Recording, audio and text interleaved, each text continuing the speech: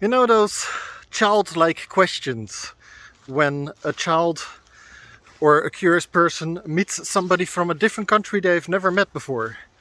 Like maybe Dutch people will get questions like, do you still wear clogs?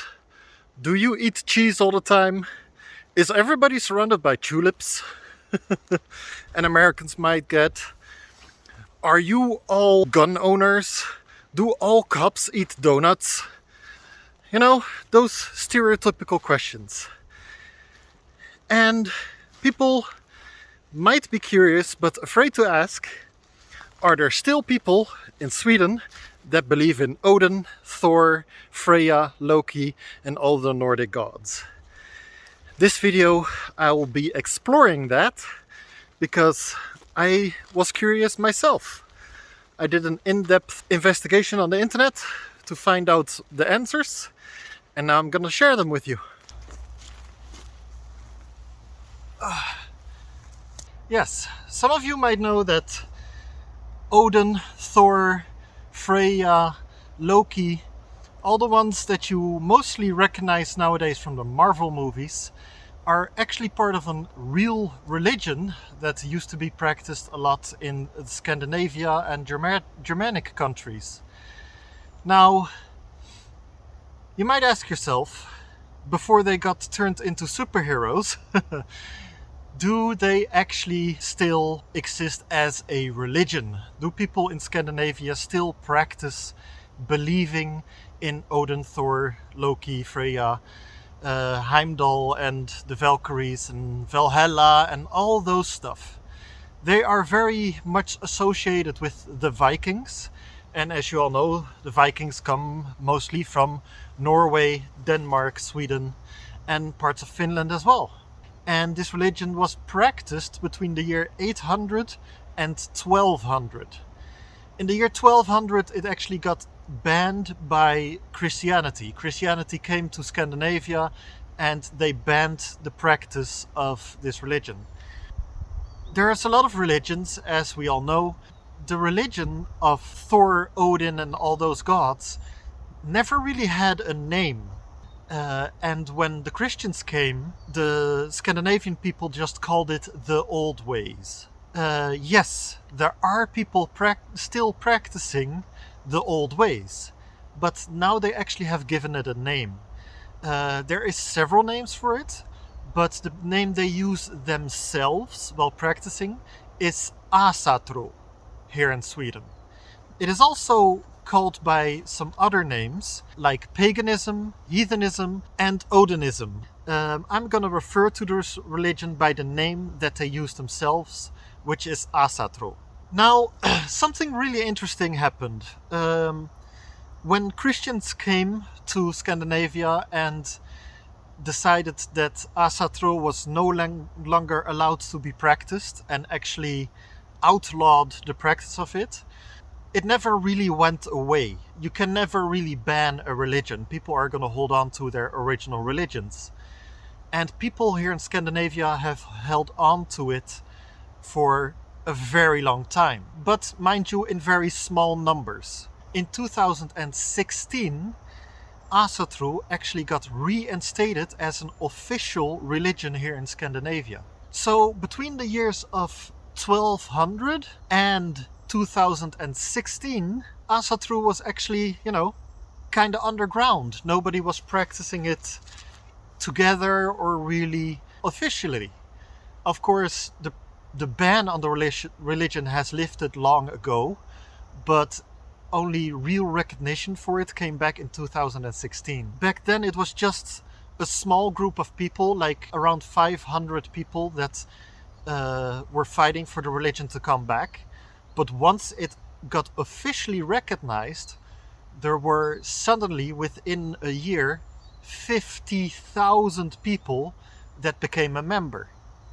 Now, Asatro is practiced in Sweden, Denmark, Iceland, Norway, Germany, and lots of places all around the world. People are just showing interest and agreeing with their beliefs and, becoming members.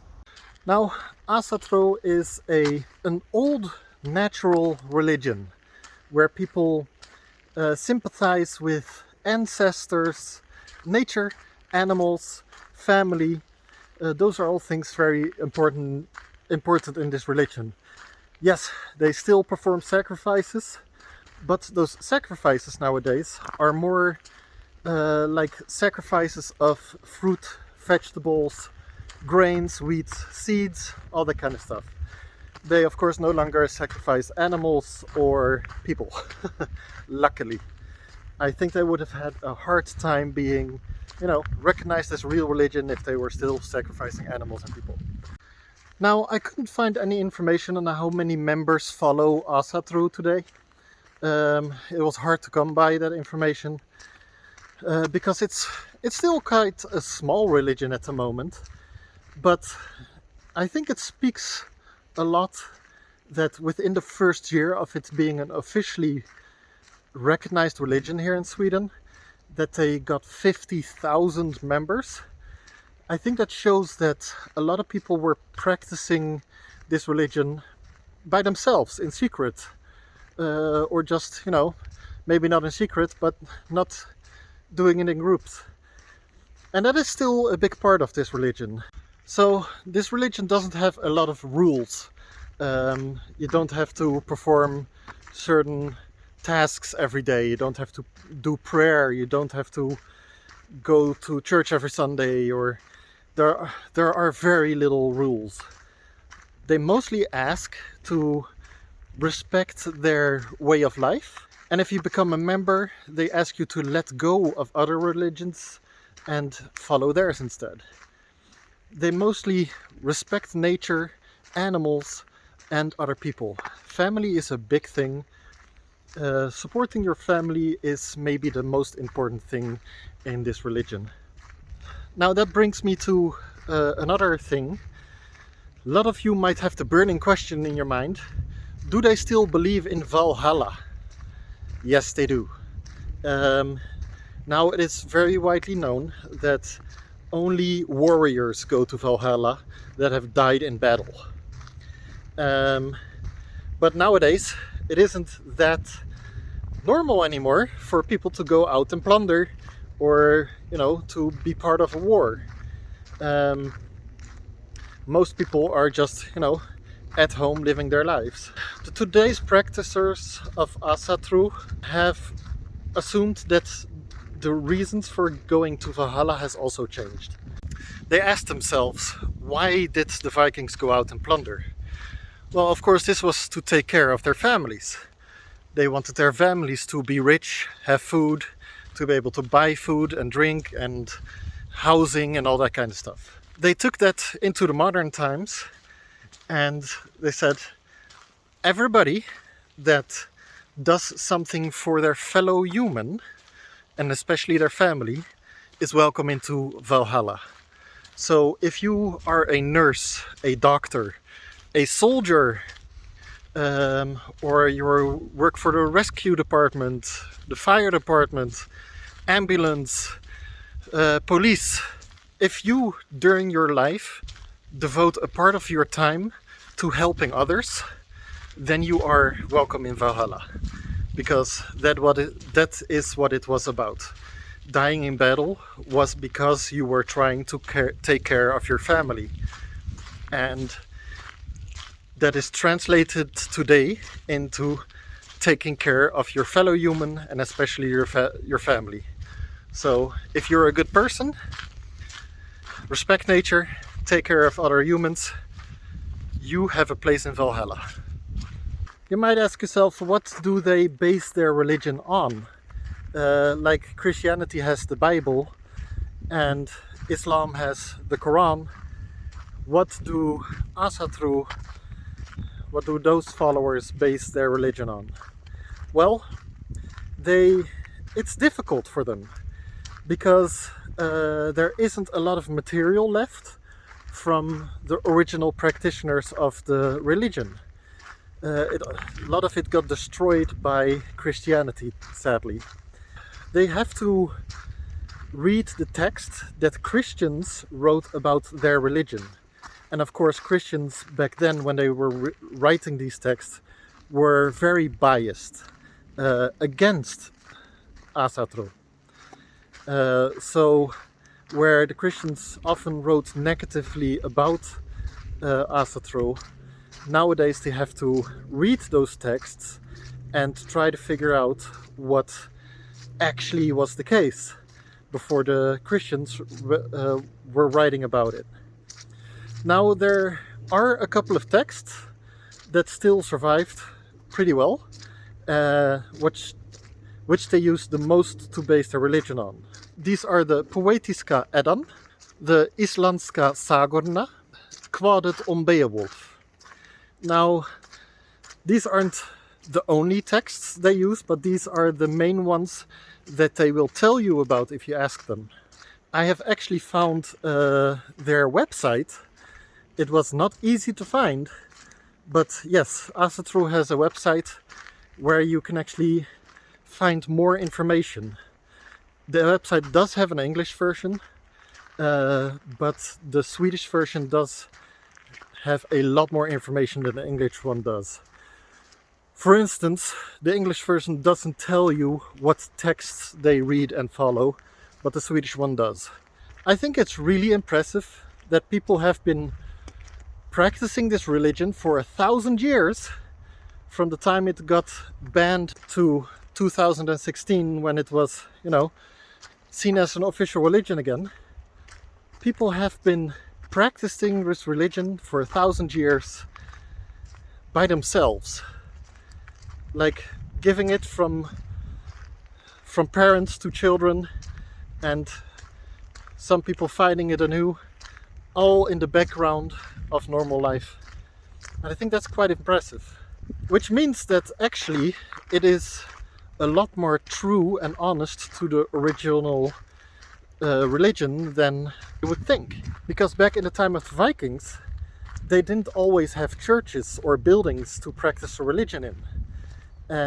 And these last 1,000 years, when the religion was banned or not recognized, they also didn't have churches or buildings to practice their religion in.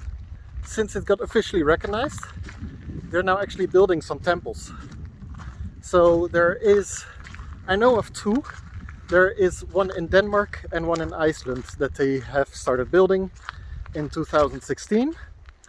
And I assume that now in 2023 they're probably done building them. Now, fun fact.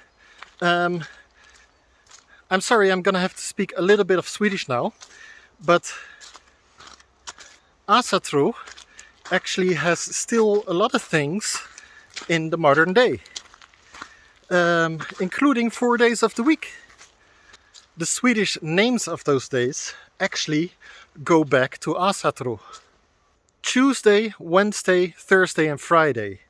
Those days have names that have to do with the gods of Asatro. Tisdag, Tuesday, is Tursdag. Onsdag, Wednesday, is Odin's dog. Onsdag, Odin's dog. Torsdag, Thor's dog. Fredag, Freya's dog. So you see how the days have the names of the gods, and I think that's pretty awesome. Now, another thing is, here in Sweden, lots of people practice Midsummer, and Midsummer is from the start part of Asatro. It was just a festival for them to recognize that summer is coming. Now, when Christianity came along, they found that Midsummer was closely celebrated to the birthday of a certain saint, and nowadays it is more associated with Christianity because, Asatro hasn't been a big thing. It's just interesting to know that Midsummer was here long before Christianity was here. The people that practice the belief in Odin and the Nordish gods, to them Midsummer means something else. I think that's pretty cool to know that Midsummer, the festival, is a lot older than you think. Now, some other interesting facts about the religion itself. Men and women are equal. They have always been in Asatro. Even in the year 800, men and women were equal. So nowadays, same deal. They also do not care about your heritage. If you come from Holland, or if you come from Denmark, Sweden, Finland, America, an Arabic country or a Asian country, they don't care. As long as you follow their values, then you are welcome into the religion. And I think that is a pretty nice thing, that they're so open-minded. Now, another difference between most religions and Asatro is that they don't ask their gods for favors. They don't pray to God and say, give me a baby, or pray to God and say, may I have wealth and prosperity. No. In Asatro, they don't ask the gods to do things for them, but they ask the gods for strength. The strength to perform the tasks they need. You might have heard the phrase, God give me strength. That actually comes from Asatro. God give me strength to perform this task today so I can provide for my family. Here in Sweden, some things that are especially important to the practitioners of this religion are runesteiner and gravfeld. So the old Viking stones that have been left behind around the Swedish landscape, and also the grave fields that are also littered around the Swedish landscape. Something that I found out in all this research that I didn't know was that grave fields aren't always graves. It's a grave field, yes, but there aren't always people buried there. Because a grave field had a lot more ritual importance than just burying somebody. So sometimes they made grave fields just so they could perform their rituals. Something that is a part of this religion is the type of food you eat. They want food that is close to nature. So they talk about clean foods, which means fruits, vegetables, clean meat, the non-processed foods.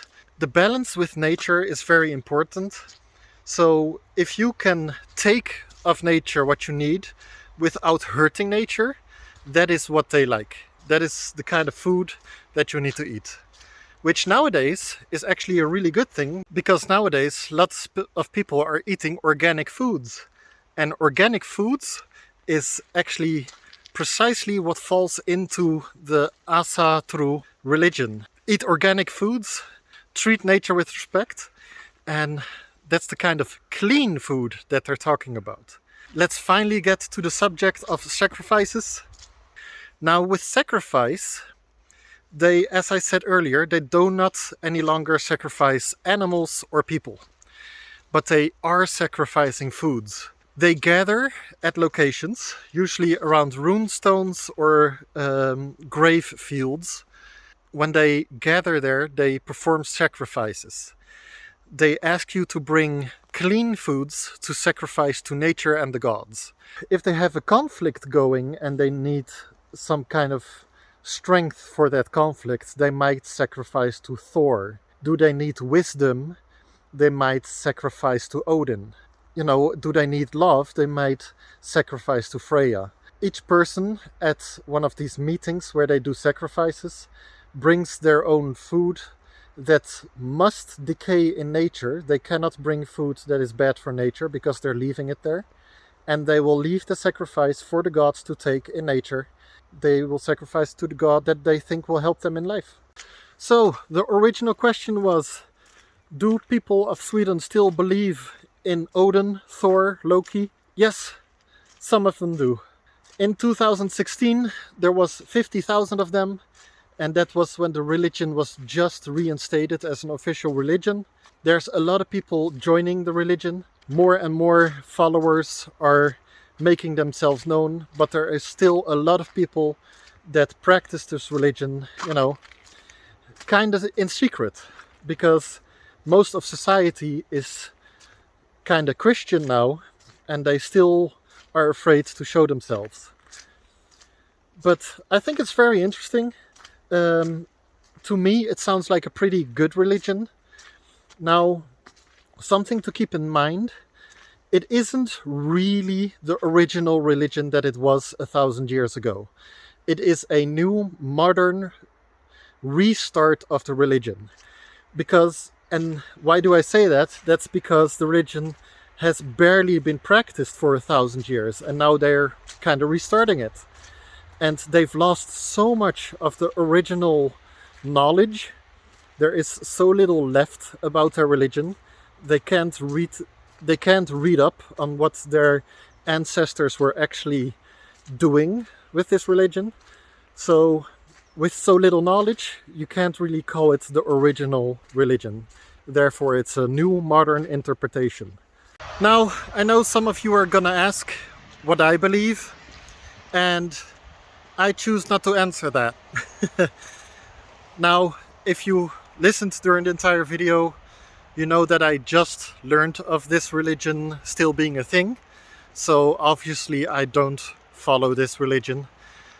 But I think we should all just, respect each other. It doesn't matter what religion you follow. You just need to respect your fellow person, your fellow human. I choose not to tell anybody what I believe. And I think lots of smart people can figure it out. I don't believe in Asatro.